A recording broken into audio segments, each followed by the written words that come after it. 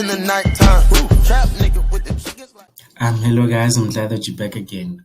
Today on the agenda we have joining two matrices together, or as you might know it, matrix concatenation.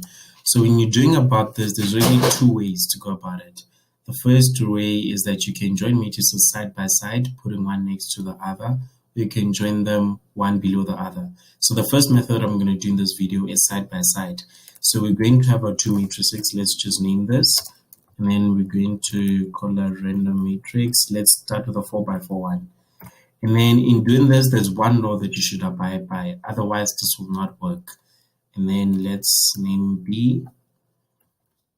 So the rule, not the law, but the rule is that when you're joining matrices side by side, the two matrices should have the same number of rows. So the digit before the comma should be the same in both matrices. So we're going to keep this 4 constant, and then this number we can change it to anything. Let's just put a 2. And now it would be possible to join your matrices. And how you do this is that you label a completely new matrix. How you join them is that you use square brackets. So you put your 2 square brackets, and then you put the names of the two matrices together. So A and B. And then your two matrices have joined. From here to here is your matrix A, and then from here to here, it's matrix B. Remember, this only works side by side if the two matrices have the same number of rows. If they didn't have the same number of rows, it wouldn't work, and we can test this. Let's just change B, and then let's change rows to 3, and this one to 2. It's that.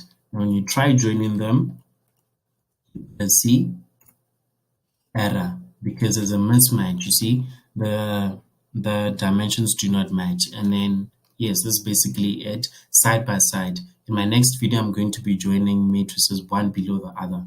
So stay in touch. Thank you. Like, comment, subscribe, give me suggestions of what you might like me to do. And yes, thanks.